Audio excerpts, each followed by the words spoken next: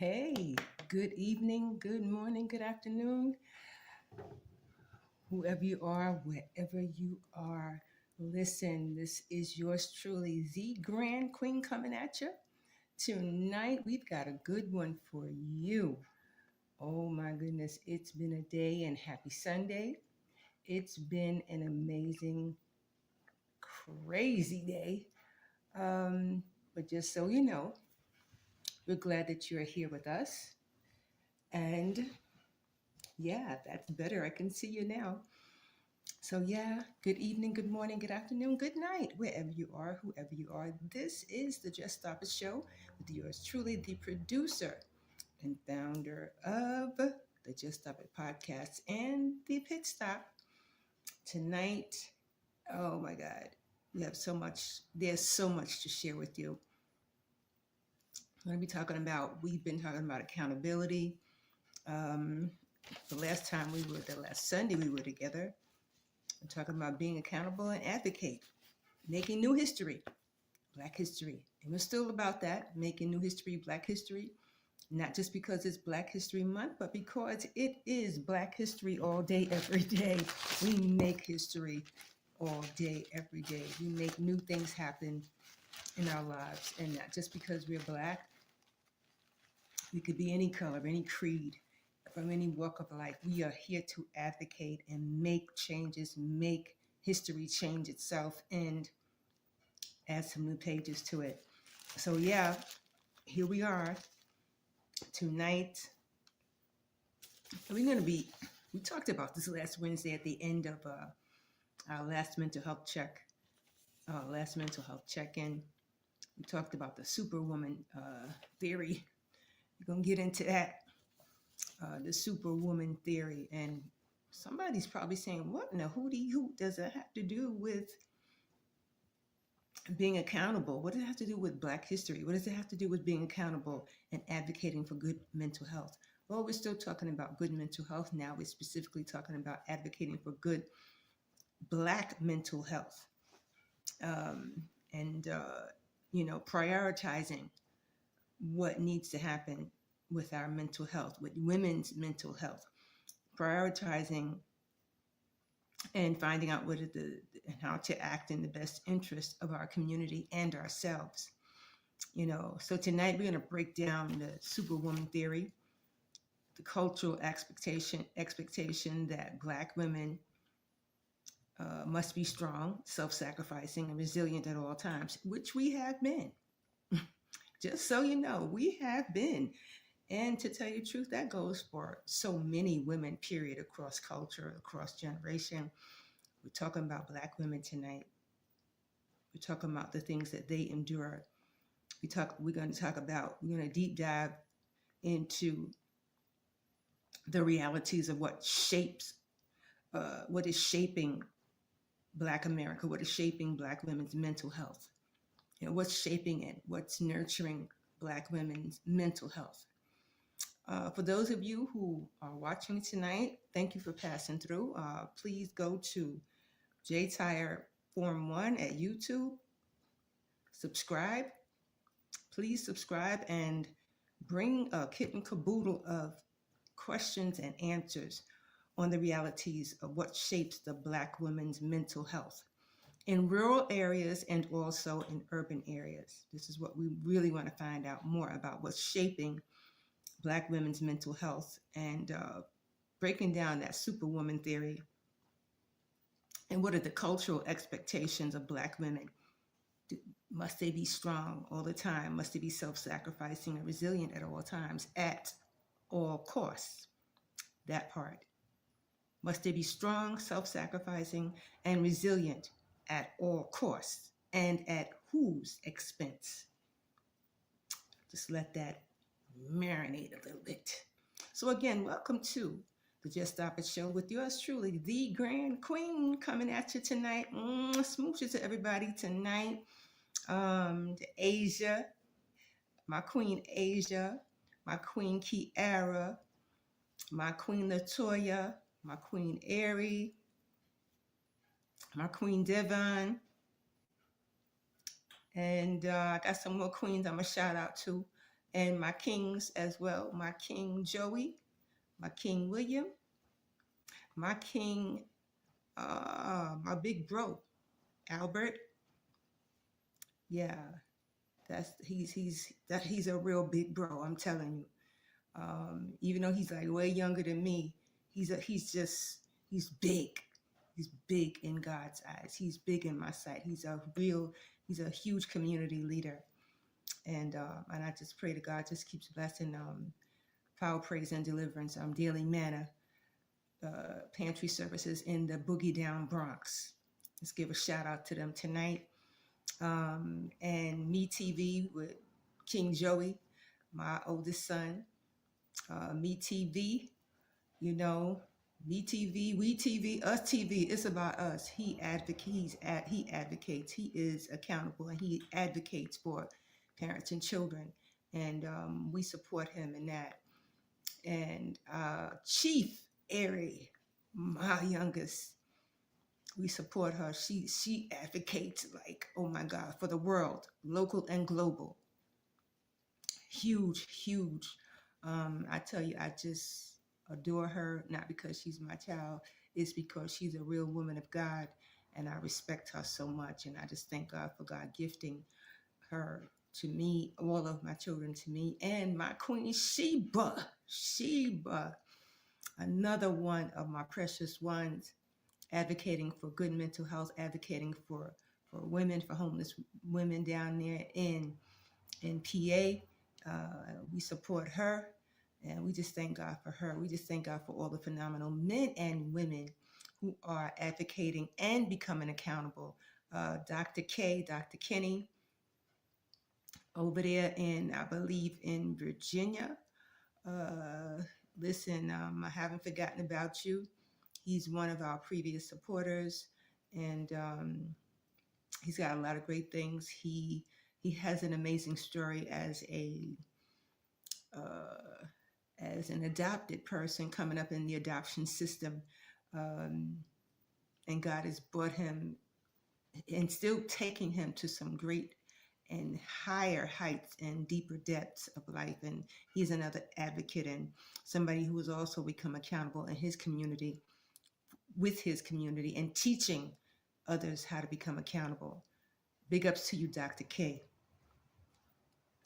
And I got some more shout outs, but before, I move on to that, just a friendly reminder, the information in my videos are not intended nor implied to substitute for professional medical advice or any professional advice or treatment or content, including graphics, images, and information contained in my videos is for general information purposes only and cannot and will not ever replace consultation with your medical professional and or other professionals that are needed to help enhance your mental health and your well-being. I'm just saying. So we welcome you today. Today we're talking about being accountable and advocating, breaking the Superwoman myth. We welcome you here to the Just Stop It show tonight. And we're about to embark on a new month, March. Next weekend will be the beginning of March. March comes in like a lion and goes out like a lamb. Well, we coming in hot in March like a lion. And we're going to see what happens as we just come in hot, right? So this myth, this thing about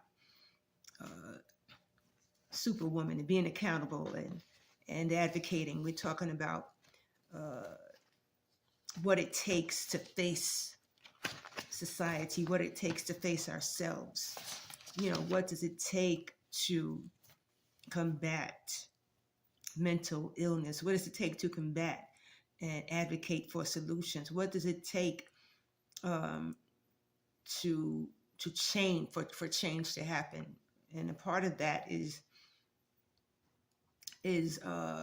advocating with our local leaders for changing policies. On the last show, I did talk with you about advocating for amendments. There's so many different mental health laws uh, on the books, and that to protect us as patients. There's so many different mental health laws, uh, not just on the books to protect us, but to protect us from being taken advantage of. Um, you have mental health laws to make sure that doctors and community, they follow the right policies, and again, patients must be protected. And at the same time, sometimes there needs to be amendments to certain mental health laws, particularly the ones I've been talking about in particular has to do with HIPAA laws. Some of the HIPAA laws need to be amended. We're not talking about changing the wheel, we're talking about amending it based upon the situation. There's no one size fits all. So it's integrated into making new history, changing previous laws, changing outdated laws, amending uh, laws, and again, updating things that are more relative to how people need to live. And that HIPAA law privacy rule that I was talking about, that I've been talking about for the past year and a half, is 45, 164, 150. How it works in different states, empowering families to navigate the complexities of mental health care. We're talking about being able to create better dialogue among family members and friends who advocate and are accountable for their family members and friends who are passing through a mental health crisis. Many times they don't know they're passing through it. But what kind of dialogue is created? Who is speaking on their behalf? Can they speak for themselves? And do they need others to help enhance their voice, to help give the medical team better understanding as to the history of how things happened before, during, and moving forward? So tonight, that's just a part of the realities which happens to Black men, Black women, and in Black women in particular. So many times these certain things happen before the break comes, and they call it in the world of psychology, they call it a break. We as civilians, we may call it, or laymen rather, we may call it breakdown, but in the world of psychology, they call it having a break, meaning everything stops. The process, the mental health, the reality, because in my mind, that's my little interpretation. And so many Black women are experiencing the reality stop. What's going to be there when they have that break? Who's going to be there when they have that break? What is the plan of action? What is the care plan for them when they have that break? So tonight we're breaking down the Superwoman theory and the cultural expectations of what it really means, and what does it take, and at whose expense do we have to be? At whose expense do we, me, you? I posted that that's going to be posted on the show. When you see the reel, it's going to be the Superwoman. You, me, we. It's all of us. Because, we face so many things in reality. We face so many things in society. In Mark chapter 10, 22, this young man, now I'm using young people because it's relative. A lot of this is relative to so many young people who are a part of the family, who help keep the family together, who parents are working for on their behalf. And society is always preying on young people. And this is why some of our young people are angry, is because they have been groomed from conception to do certain things a certain way, to it's sort of like a one size fits all. They've been groomed since conception that they have to be a replica of somebody else. So when they figure it out that that's not reality, that's not a part of their reality, it's not even a part of wholesomeness, then they're angry, and then they go off into other things, and they self-medicate, or they just other stuff happens because it's hard for them to wrap their head around it. And in comes this theory, and I'm gonna share with you how I'm tying in the Black Superwoman theory. Mark chapter 10. Now this is the story. I got a couple of stories to share with you tonight. This gonna be the banger. In this story, Mark chapter 10, 22, this young man, he was a prominent young man. Ain't nothing wrong with that. I'm gonna tell you something. Ain't nothing wrong with having assets. We're not talking about money. We're talking about assets, things that fulfill your life in all areas of your life. Assets, streams of income. There's nothing wrong with that.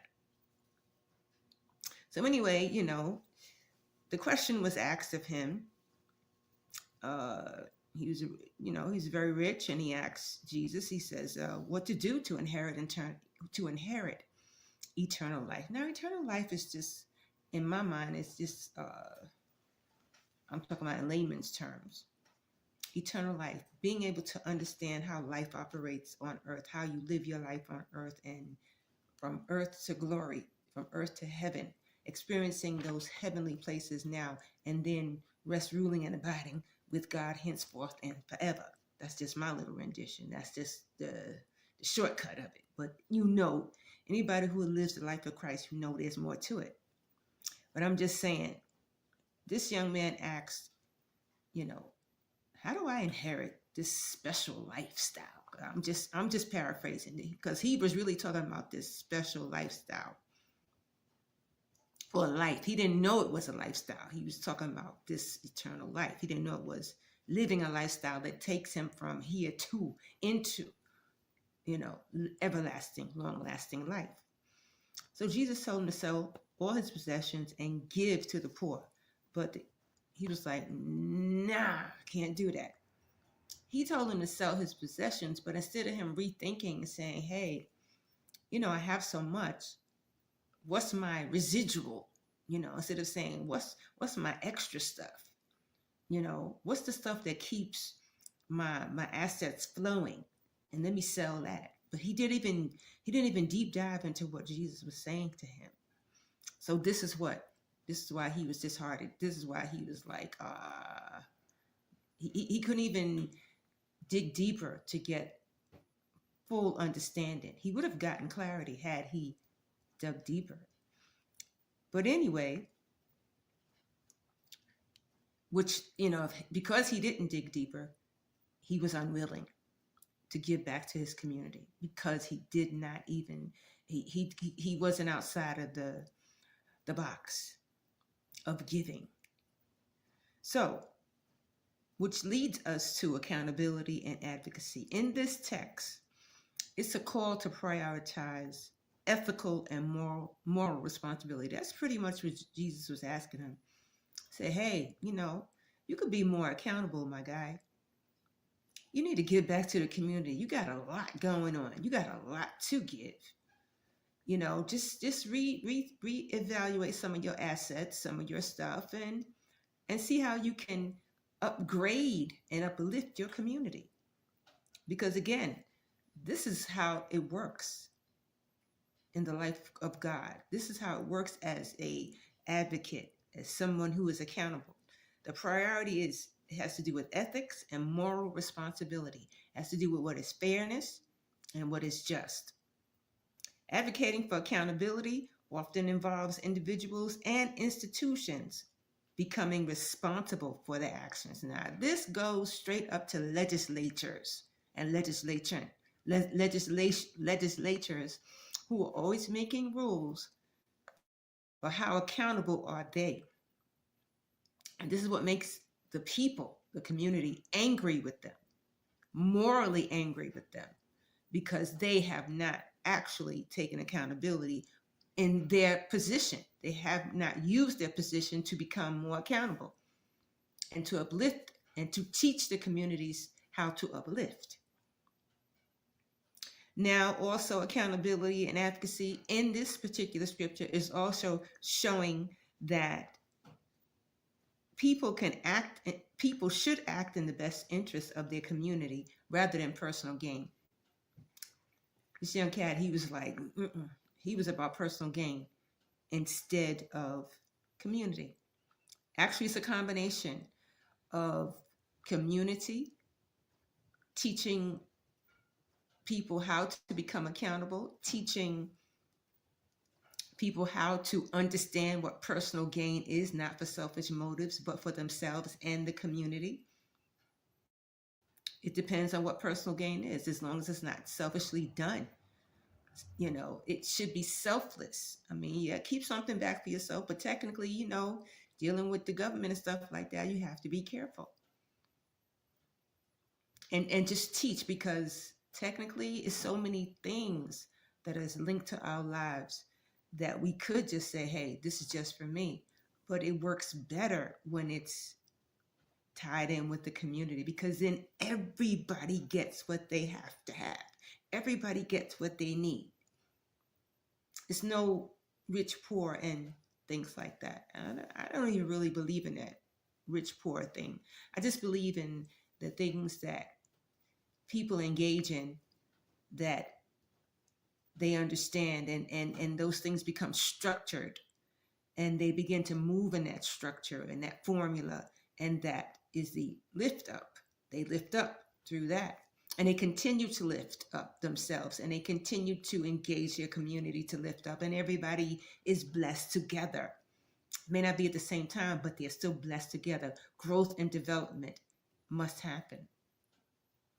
So yeah, so this young cat's reluctance to part with his wealth highlights the challenges of prioritizing social justice and ethical behavior over personal interest. It happens to the best of us. Maybe sometimes that's our focus: personal gain, personal interest. But it doesn't, and we got to go to work, but it doesn't mean we're gaining anything. We're just gaining personal, that's all. It's just personal gain, and nothing's going out to the community, and nothing's coming back for you or anyone else. It's just you. So when the time comes for you to actually need something, what's going to happen? Did you put anything into the community so people can say, hey, I'm just saying, which leads to the Superwoman theory. The context of African American women, which again I mentioned earlier, refers to Black women must be strong, resilient, capable of handling all challenges without showing vulnerability. Without showing vulnerability. That is not correct. We are vulnerable. Women, period. Men, women, children. Sometimes it happens. We become vulnerable. But this society puts the pressure. It sticks it to you to lead. It just, the societal pressures can lead to significant mental health challenges, because they say you're supposed to be a replica of this, that, and the other. You're supposed to be a replica of the folks in Hollywood. You're supposed to be a replica of the folks in Nollywood. You're supposed to be a replica of the folks in Bollywood. The wood. The wood just symbolizes, what? The wood. It just symbolizes antiquated, I wouldn't even say antiquated, just a replica of standards. The wood. It could, it's like a wood stump. It's like a tree stump. It could have been there for years. And eventually it's just going to be a dead stump and good for nothing. That's how society wants to groom us on a regular, so that we are groomed into a dead nothing of a person. Because that's the ways of the world. Those are carnal ways of the world. But that's not what God wants for us, because we are so intricately made per creative being. It's like a quadrillion different beings of God's mindset, of God's image, of God's, I don't know, it's just amazing. God's blueprint. We're all God's blueprint. That's as simple as I can make it. And the Superwoman is God's blueprint. She's not that person that the world says she's supposed to be. The Black woman in particular, yes, she can be strong, she can be self-reliant, and she's capable of handling almost anything, as any woman should be. But we're talking about the societal pressures that lead to certain mental health struggles for the Black woman, and it discourages her seeking help and acknowledging her personal struggle. It happens. Sometimes, shame and guilt and, again, pressure from different perspectives, from religion perspectives, from family, to say, hey, just don't say anything about what you're going through. Just keep that on the down low and just let it just fester inside. Internalize it. It's not good. It's not safe. It's not mentally safe. That is not a safe space for you. In Mark chapter 10:22, I'm back to that again, huh? Yes, I am. It relates to the theory illustrating the difficulty of letting go of societal expectations. We have so much that we have to live up to, but we owe it to ourselves to live up to who we are. Live up to who we are. Sometimes, we don't live up to we either have too low of expectations for ourselves or too high of expectations for ourselves, but we owe it to ourselves to have a healthy lifestyle, with God's formula, with the formula of living wholesomely. It's simple. It's simple, but not basic. We owe it to ourselves to expect that things will happen, but just be ready. Just have an action plan and know that you don't need to do things by yourself. It's okay to be vulnerable. It's okay to be strong and be vulnerable, but you got to be accountable.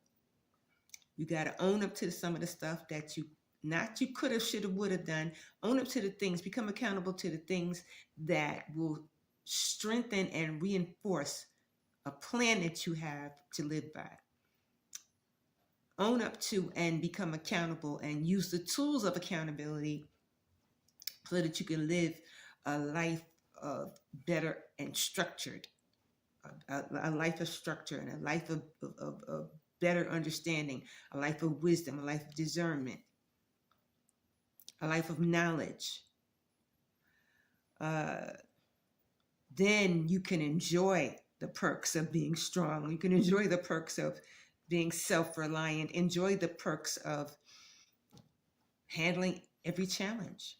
It's good. Challenges are good. I got to tell you, I know somebody's saying, Grand Queen, are you okay? Challenges are good. Yes, they are. Without challenges, you wouldn't understand the difference between good and bad, or what's good for you or what's bad for you. You wouldn't understand what the formula, certain formulas would need to be in your life. You wouldn't even understand how to go about the next steps, because there would be no challenges. There would be no challenges challenging you to think, challenging us to reevaluate, challenging us to engage. Simple things. So the Superwoman, just like the young ruler, the young man, he was struggling, this young rich guy was struggling to give up his wealth. Black women may struggle to let go of the Superwoman persona, to prioritize their mental health and well-being. They got to let it go. Let that go. It's all right if you feel weak sometimes. You feel like, hey, I can't do it. Say you can't do it. If you got to shout it out and say, I can't do this anymore. Shout it out and say, I don't want to do this anymore. Speak to it. And whoever else is bringing that challenge, whoever he, she, we, they, us, them, whatever they call themselves, and they are bringing the mental health. I have to say, Dr. Amen said the pain bodies, they bring in the pain. Tell them you're not taking that pain anymore. And there's so many different ways to communicate a no. There's so many different ways to communicate a yes and a no.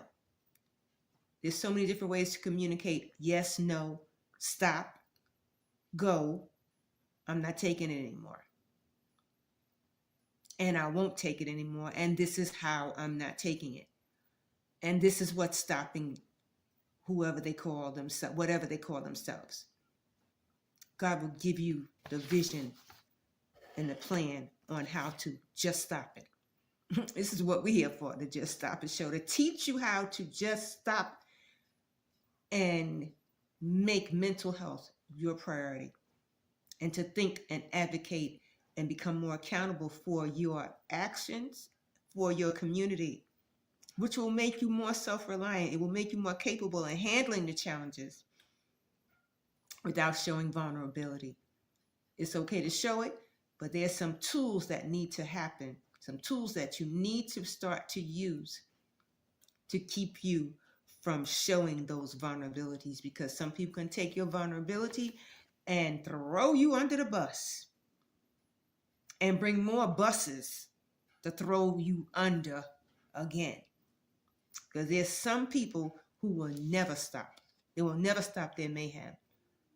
And God is very patient, but it doesn't mean that he will not bring righteous judgment on that situation.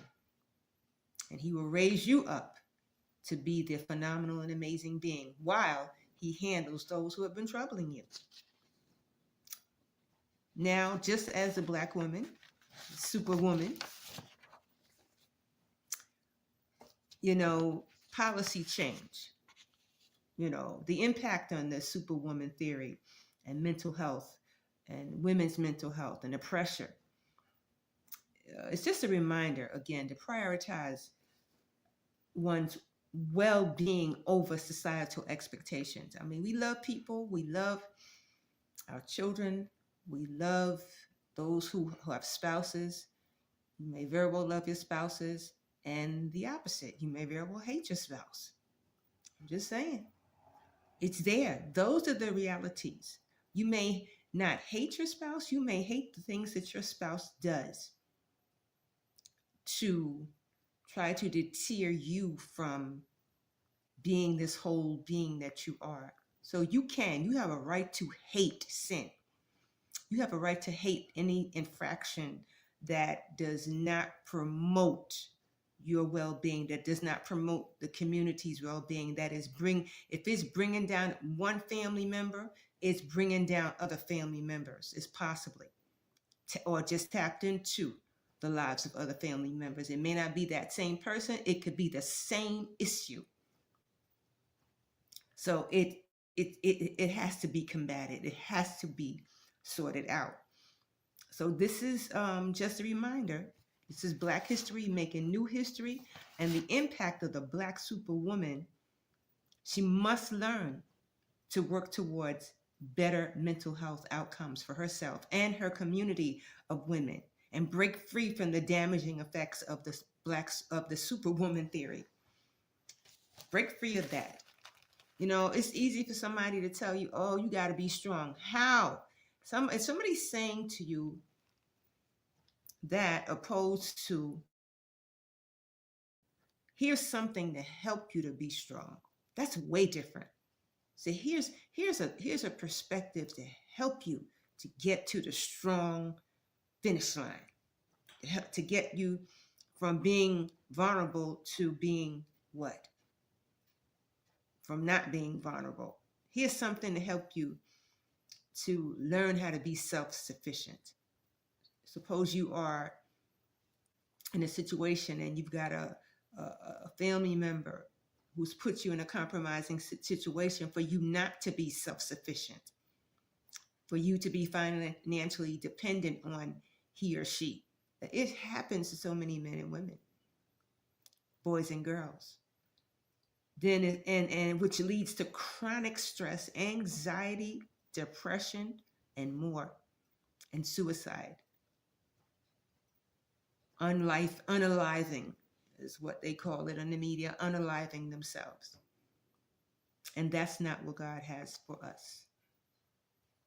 We are who God says we are, and we can break free from every damaging effect of any words that's said to us, as any damaging effect of the Superwoman theory. Pain is pain, heartache is heartache, hurt is hurt. However, there are tools in forgiveness that can heal, strengthen, and reinforce your mind, heart to lift and get to the next step. There are different tools, and I'm going to share those tools with you. Again, 2 of them have to do with accountability and advocating for yourself and for those around you. Now, I got to share this story with you before we move to the highlight of tonight. Well, let's move to the highlight, and then I'll share the stories with you at the end. So, yeah, the Black women, theory on being strong and, carrying everything on their own. Let me tell you, as a Black woman, it is exhausting. And if somebody else agrees with me, please give a little church finger and let me know. Is it exhausting? Yes. Please share at JTire Form 1 on YouTube. If you believe being a superwoman is exhausting, please share your thoughts. Even being a Superman. If you believe it's, come on, super exhausting and harmful, please share your thoughts. This is Black History Month, and we are making new history, Black history. Share your thoughts on that one. And research suggests that, all that, things have to be proven. We all need research. You must engage research more into your lives more than ever. Data should be engaged in your life more than ever. It proves what is, it shows efficacy. It shows proof. So a lot of things, when you do your due process, right? So here we are. So again, please, in the chat, like us, subscribe, and just leave some information, right? So just to share with you that, yeah, I'm just laughing because of the story I have to tell you today. It's just, I don't know, it's crazy. But again, being strong, carrying out everything on their own, again, is exhausting and harmful. Research shows that this expectation contributes to higher rates of stress-related illnesses. Now, you wonder why you got BP. You wonder why, you've got different levels of depression and more. It is among Black women, but seeking help isn't always easy. The study shows that only 31% of Black adults with mental health conditions receive treatment. That is not good. Only 31% of Black adults with mental health conditions receive treatment. Last week, Wednesday, we talked about accessing good mental health services, right? And we said, and there was 3%, every third person, every 3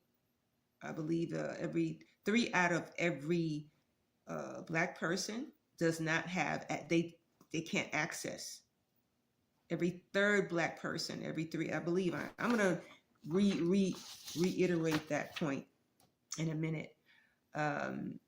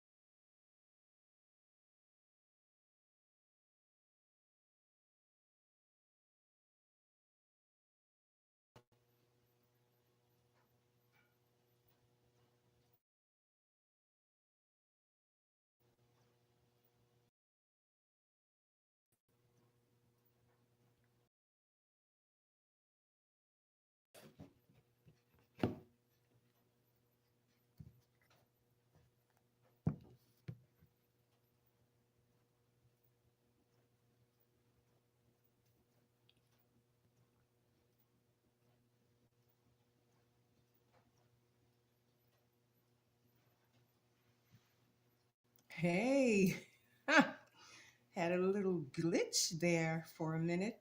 I'm back. This is yours truly, the Grand Queen, coming at you at the Just Stop It Show. Accountability and what we're talking about, the Black Superwoman theory.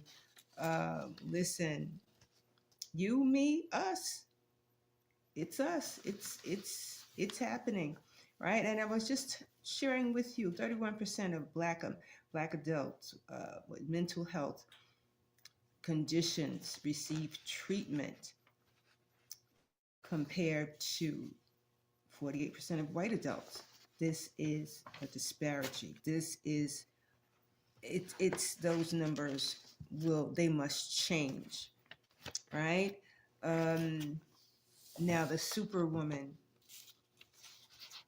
uh, theory, we want to move from that. We want to move from that because it's exhausting. There's higher rates of stress among the Superwoman. 31% of Black adults, that's the Black women. That's a part of the Black women. 31% only receive treatment compared to 48% of white adults. This is a huge disparity in rural and urban areas. This is worse. These stats are worse in there are fewer providers who understand the unique cultural experiences of Black women. Now, accessibility, we talked about that last week, is another issue. In rural areas, the challenge is even greater. 65% of rural counties in the U.S. do not have a single psychiatrist. Remember that. Keep those numbers in your head. Black history making new history. We got to change the stats on that. 65% of rural counties in the U.S. do not have a single. About psychiatry is the answer. We're not talking about psychological therapy. Is the whole picture to mental health, to mental wellness. We're talking about it's a part of it. There's so many other therapeutic tools and methods, but we're talking about what's affecting our Black women. And why does advocacy matter? Why some of you are probably saying, why do I need to advocate? Advocate for what? Why do I need to become accountable? It's not happening to me. But you don't know if it's happening to you or not. Have there been any conversations on good mental health in your family? Has there been any conversations with your friends, young people? 10-year-olds, 15-year-olds, 25-year-olds, 35-year-olds, 45-year-olds. Have you had any conversations with your friends? Is there any safe space for them to talk about their mental health among your circle, among your family, among the community? A safe space like the Just Stop It Show, a safe space like the Pit Stop.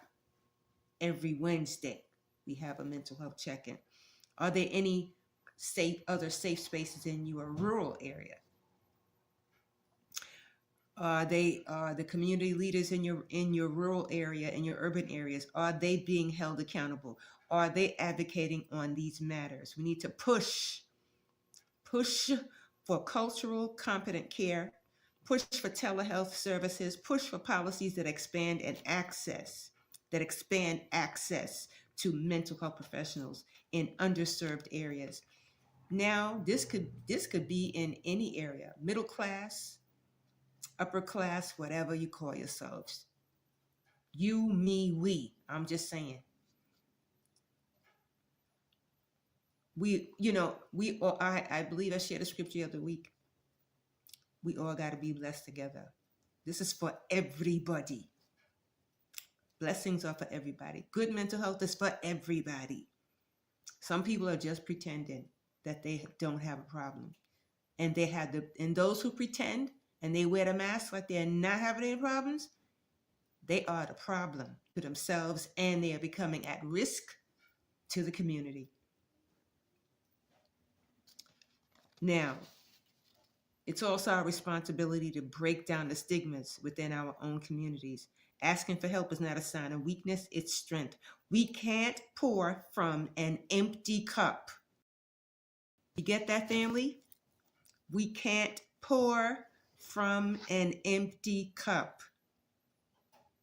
Let's hold ourselves accountable, advocate for change, redefine what strength looks like. That's how we break the superwoman myth and we create ourselves. We create a future for ourselves and our generations, across generations, and for the next generations to come. Let me just end with this story.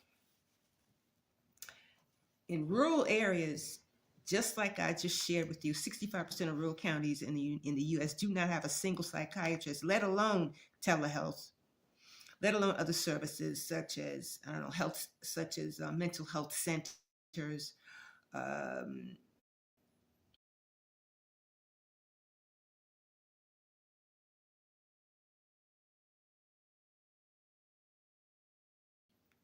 or they will have center abuse, things like that.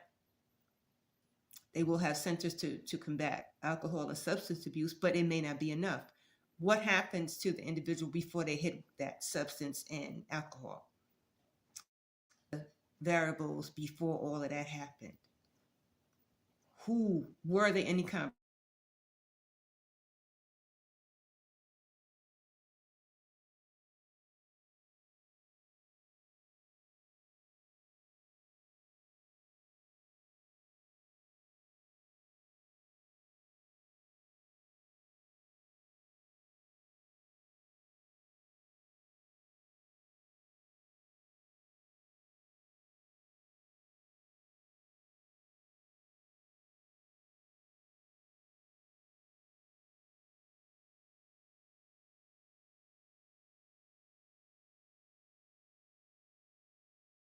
conversations being had?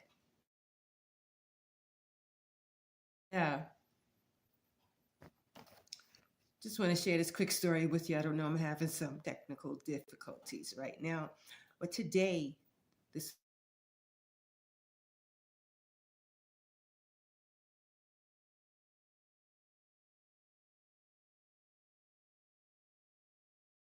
morning, across the road from my technical difficulties I'm having here, this morning from my house, across the road from my house, it was a woman. She was having a crisis.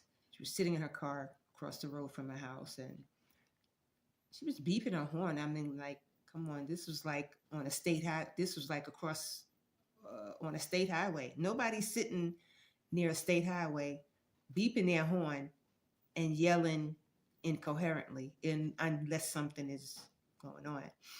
So, eventually, I'm like, wow, she's having a crisis. So I was like, hey, let me just call somebody. Let me just call the authorities to come and help her.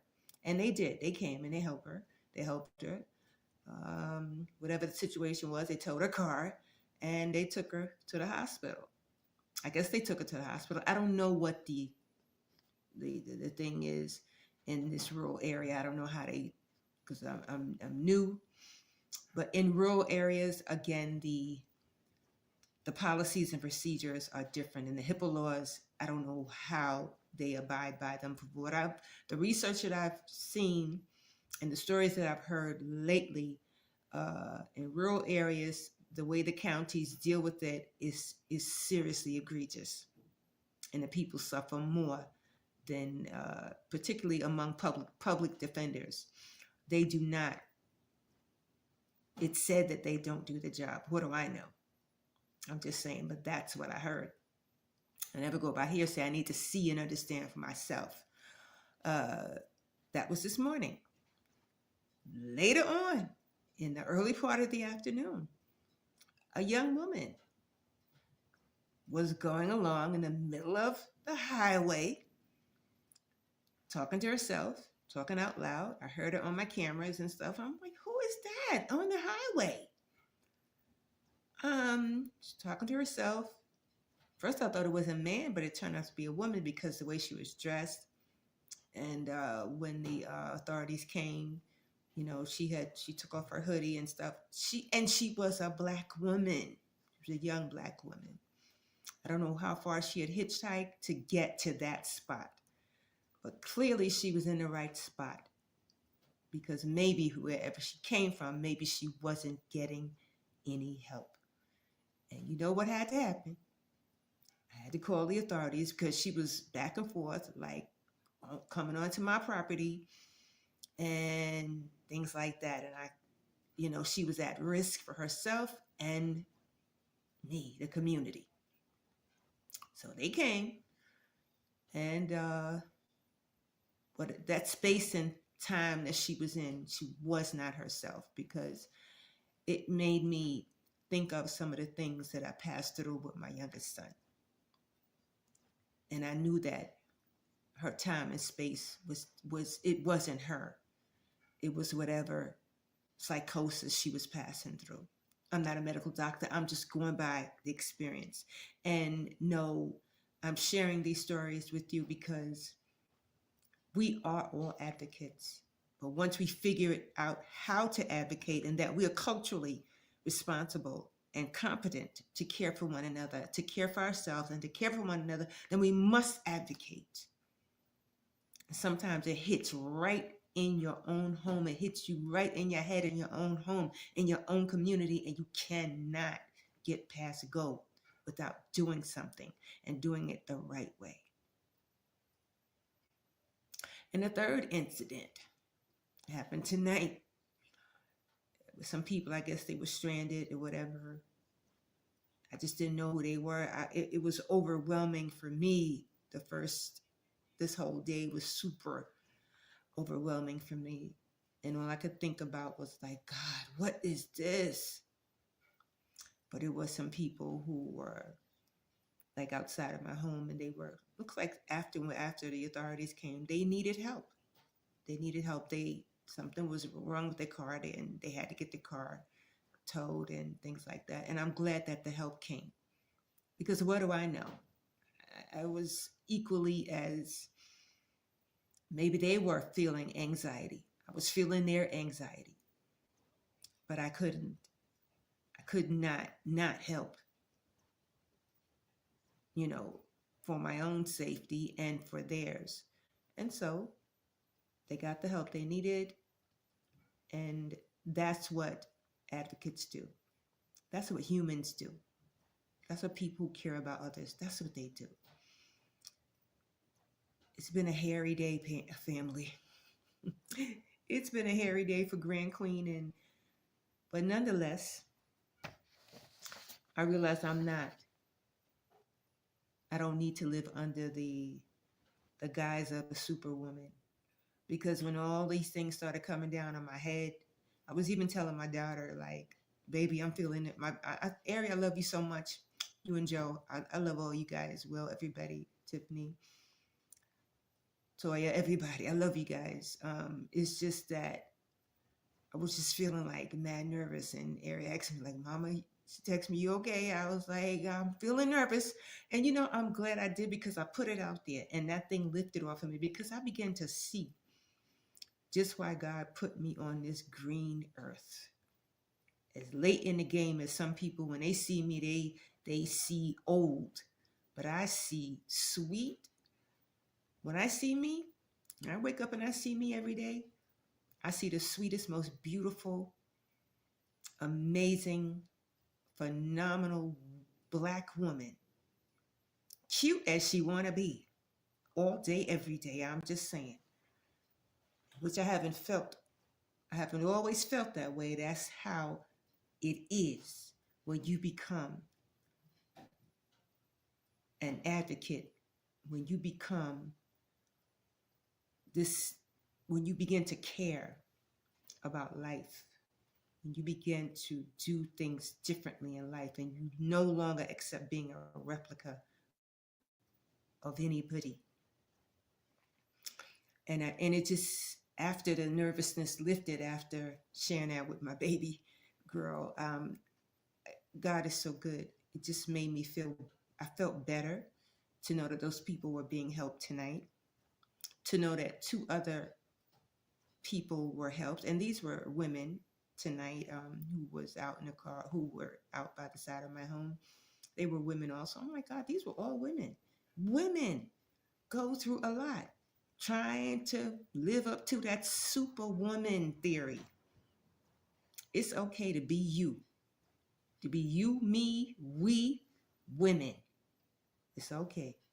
And God will help you to be that phenomenal woman. Don't worry about the Superwoman theory.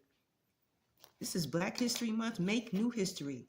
Black women, white women, Spanish women, Hispanic women, Caribbean women, make new history together. Collaborate together and make new history. Become accountable and advocate. Advocate for change. Redefine what strength looks like and break the Superwoman myth. This is yours truly, the Grand Queen, coming at you, and we'll be back on next week. Love you like no other, as God does. Stay super, super happy. And if you ain't happy, you will be. Right? Stay conscious. Right? And remember, we can't pour from an empty cup. We cannot pour from an empty cup. Take that with you this week. Do some deep diving. Find out more about what that means and use it as a tool to be that phenomenal you. Much love, peace, and joy. Come back on Wednesday at the pit stop, right? For our mental health check-in. And please go to YouTube at JTire Forum 1 and challenge us with some questions and answers on tonight's topic on advocating and also more support, the kind of support that we need. And also ms.com. Please don't forget.